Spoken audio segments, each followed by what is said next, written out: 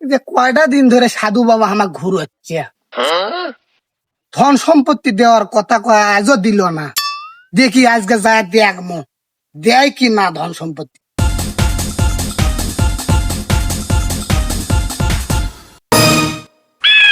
ও সাধু বাবা কেন চেতন হন?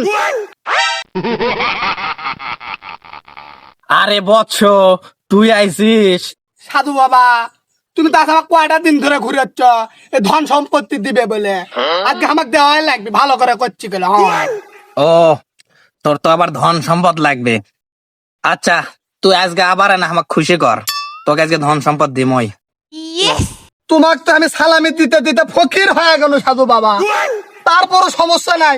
তোমার যত লাগে আমি দেবো, তারপরও আজকে আমার ধন সম্পত্তি দেওয়াই লাগবে সাধু বাবা।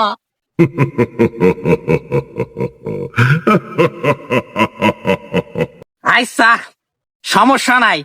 ধন সম্পত্তি কোটে আছে আমি না ভাবে দেখি, তারপর তোকে জানাচ্ছি।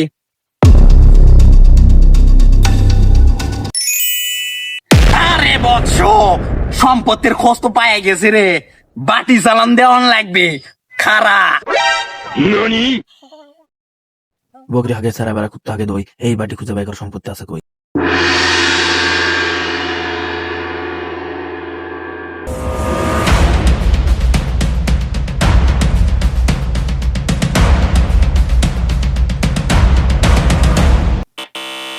বছর ধর ধর ধর চলে যাবি, ধর ধর ধর।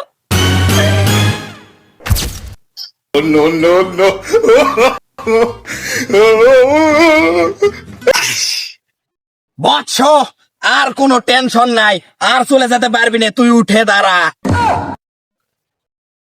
বৎস, আজকে তো মধুচন্দ্রিমার রাত। সাধু বাবা পূর্ণিমা নয় তো পূর্ণিমা, পূর্ণিমা। আজকের রাত ঠিক 52টার সময় তুই এই জায়গায় যেখানে দাগ কাটলাম এর ভেতরে 160 ফুট খনন করবি। তারপরে তুই সেই গুপ্তধনের সন্ধান পাবি। সাধু বাবা আপনি তো অনেক ক্ষুধার্ত, আপনার জন্য কিছু খাবারের ব্যবস্থা করছি, চলেন। বাবা আপনি এখানে বসেন, আমি খাবার আনতেছি। ঠিক আছে বৎস।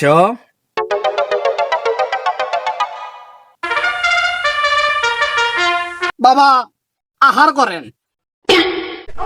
আরে বৎস, তোর এত বড় একটা উপকার করলাম আর তুই আমার খালি খই খাবার দিলি, তোর ভালো হইব না রে বৎস। সাধু বাবা আপনি একটু অপেক্ষা করেন, আমি গুড় আনতেছি।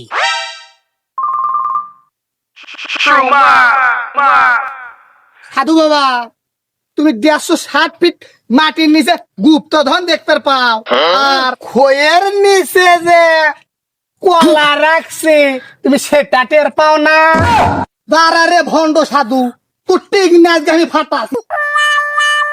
বাবা রে,